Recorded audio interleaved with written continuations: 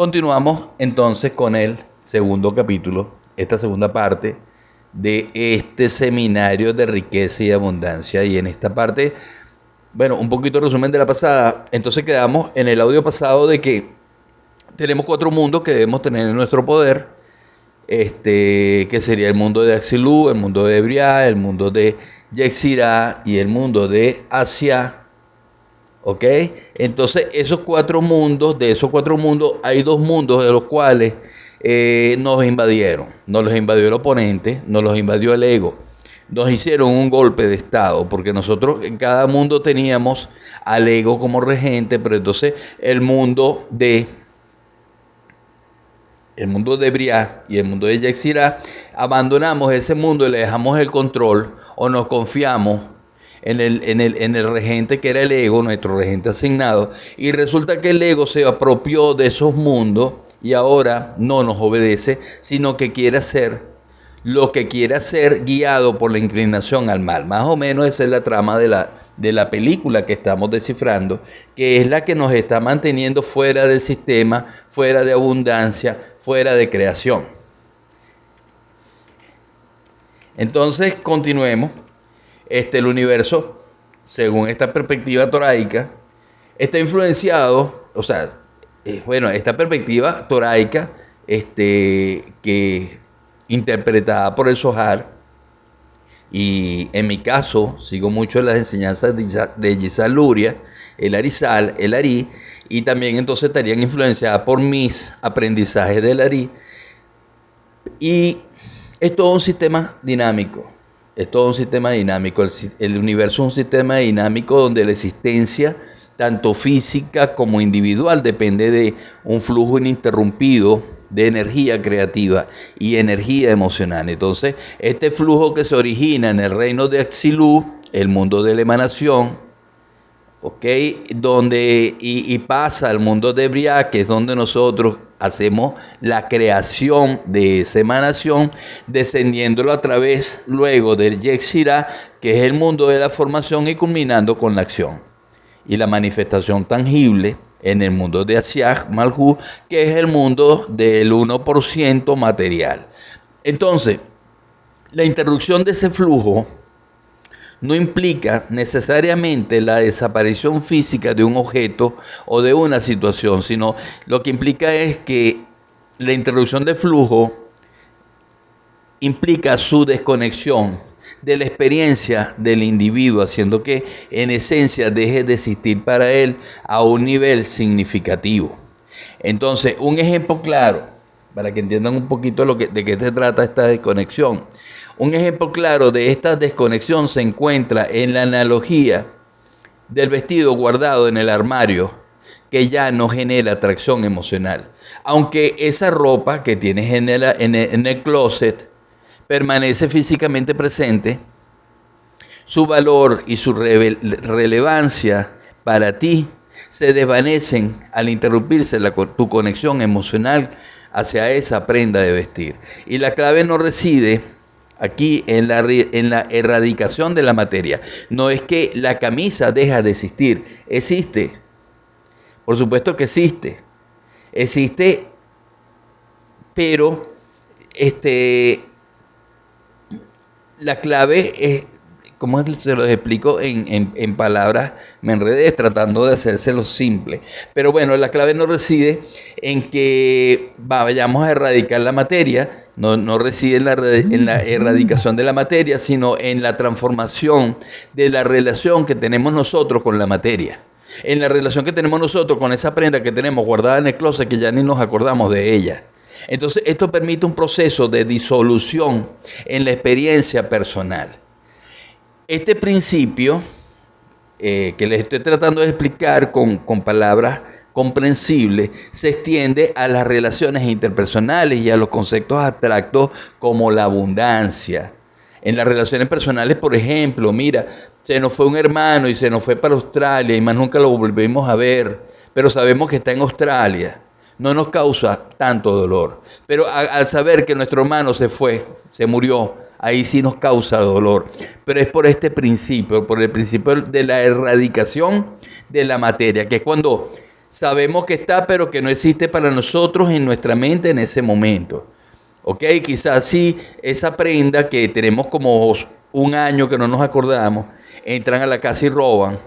Ahí sí la vamos a extrañar porque, oye, la chaqueta tan bella que tenía. Sí, pero es que la chaqueta tenía 2 años sin usarla. Pero te duele cuando alguien se la roba porque implica tu desprendimiento. ¿Ok? Entonces este principio se extiende, como les dije, a las relaciones interpersonales y a los conceptos abstractos, sobre todo como el que estamos tratando en la madrugada de hoy, que sería el concepto de la abundancia, la realidad compartida. Una realidad compartida como la prosperidad material en una relación de negocio puede dejar de ser tangible. Ese es el problema, que la realidad compartida en los negocios también puede dejar de ser tangible para uno de los socios o para uno mismo si se produce un cambio en su vibración personal. Una desconexión del flujo energético entre los mundos superiores e inferiores. Mientras que para un individuo la abundancia material persiste, para el otro socio que está en la misma empresa deja de ser una realidad experiencial. Y ahí es cuando se dice, un socio comienza a decir que el otro socio lo está robando. Entonces es este concepto, el concepto de sustento, que trasciende la mera compra o adquisición o apropiación de bienes materiales o la acumulación de dinero, y se refiere a nuestra capacidad de mantener la resonancia a través de los 4 mundos, Axilu, Yetzirah, Briah y Asiah, y es la habilidad para mantener la conexión con la fuente primordial de la creación y permitir que la energía de ese sustento, ¿ok?, que la energía creativa vibre a través de todas las dimensiones de la existencia, porque la interrupción de ese sustento, de esa conexión energética, equivale ¿a qué? Equivale a la muerte de la manifestación deseada en el mundo físico. Y aquí estoy hablándole palabras súper profundas porque esto es prácticamente física cuántica. Pero yo creo que sí, yo estoy entendiendo, me imagino que ustedes también están comprendiendo lo que estoy tratando de simplificarle. Entonces, vemos que en este sentido la Torá, desde esta perspectiva, se presenta como herramienta para la corrección del pensamiento, las emociones y las acciones. Eso es todo. Es una herramienta de corrección. ¿Ok?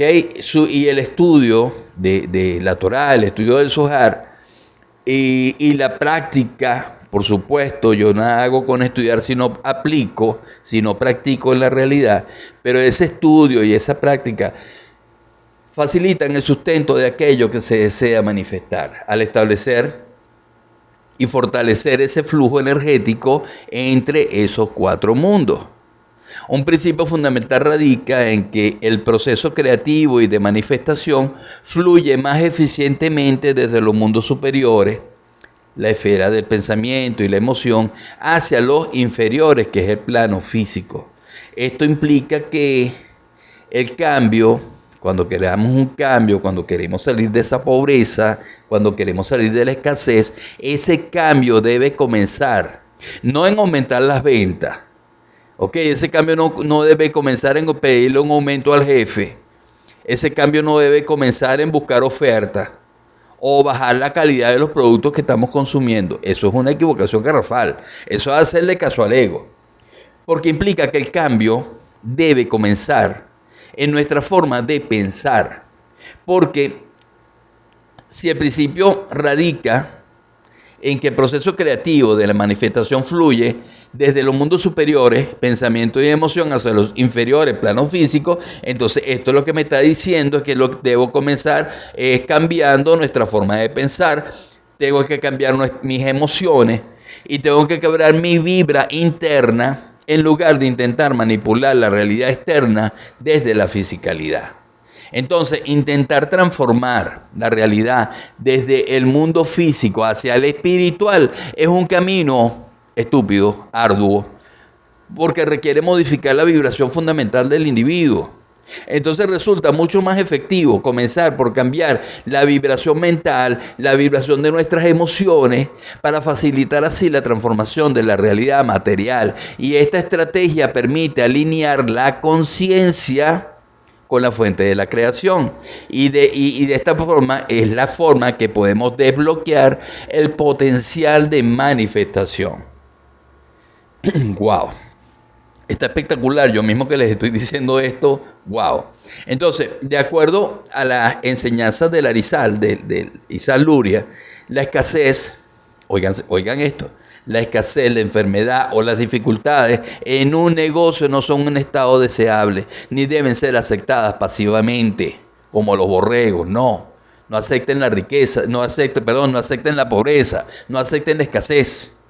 Porque estas situaciones son, en cambio, señales de una desconexión con el pensamiento original de la creación y con la idea primordial. Repicó el teléfono, le quité el avión. Entonces le decía que estas situaciones marcan una desconexión con el pensamiento original de la creación, con la idea primordial de abundancia y flujo constante de energía. Entonces se postula que la cantidad de sustento destinado a cada individuo está predeterminada, pero la realidad es que la mayoría de las personas mueren sin alcanzar siquiera una fracción, un pedacito, una ñinguitica, como decimos aquí en Venezuela, de su potencial creativo y por ende de su potencial de abundancia. Entonces también el Arizal enfatiza la importancia del cuello como el principal canal físico para la transmisión de la energía de Jochma, la sabiduría. ¿Ok? Desde el mundo de la emanación hacia la esfera emocional y la acción física. Jochma, que se considera la fuente del sustento, la chispa divina que alimenta la creatividad y la abundancia. Por lo tanto, el dolor en el cuello puede interpretarse como un indicativo de que el sustento predeterminado es significativamente mayor que el que se experimenta actualmente, siguiendo la obstrucción en el flujo de la energía vital. ¿Qué me dice esto? Que si la abundancia se genera en la esfera, en Jochma, ¿ok? Y de que pertenece al mundo de la emanación, que es la fuente de sustento y la abundancia, entonces todo se hace un cuello de botella, ¿ok? Que es el indicativo que el sustento predeterminado que tenemos todos los seres humanos, que se nos define en Rosh Hashanah, es mucho mayor que el que no está filtrando el embudo.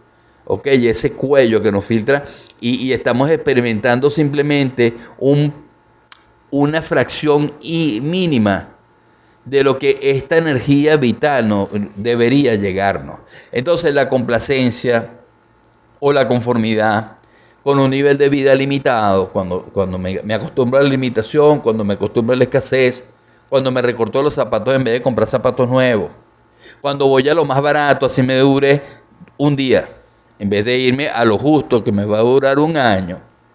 Este nivel de vida limitado puede ser interpretado como una aceptación pasiva del propio sustento predeterminado, impidiendo que se manifieste en nuestra vida la abundancia potencial. Entonces el sustento es esta concepción y no es una simple subsistencia, sino una manifestación de la esencia del Creador que inherentemente debe ser abundante y expansiva porque el Creador no tiene límite. Entonces la búsqueda del sustento no debe confundirse con la acumulación de dinero, porque ¿dónde está el dinero en todo esto? El dinero es un engaño. El dinero es como el Dios que todo el mundo adora. ¿Ok? Y entonces la gente se basa en la acumulación de dinero, el cual se presenta como una herramienta, porque en realidad el dinero es como la materialización de la energía, pero no es la herramienta, no es la puerta de acceso al sustento, ¿ok? No es el sustento en sí mismo, el dinero no es el sustento. La clave para abrir esta puerta no reside en el dinero, reside en la forma de percibir y de relacionarnos con el sustento, con la vibración interna que se emana desde los reinos de Axiluma, más que una simple actividad laboral, más que pedirle aumento al jefe, ¿Ok?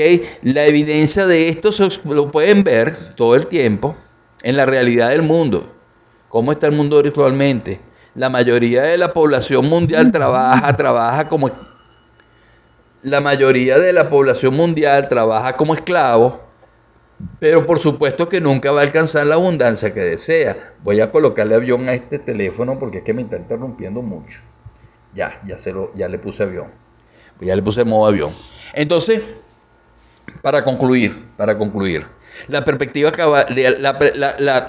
perspectiva bíblica, torática, cabalística, ofrece una visión profunda y compleja sobre la manifestación y la abundancia. Y quiero, ya para cerrar este audio, vamos a continuar en el siguiente, quiero destacarles la importancia del flujo ininterrumpido de energía creativa y emocional entre los mundos espirituales y los mundos físicos, que está limitado por nuestra propia apreciación.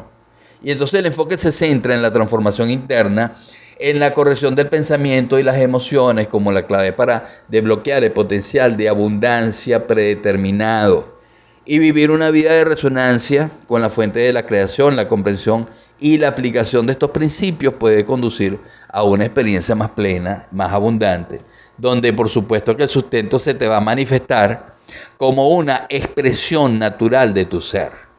Entonces vamos a parar aquí y continuamos el siguiente audio.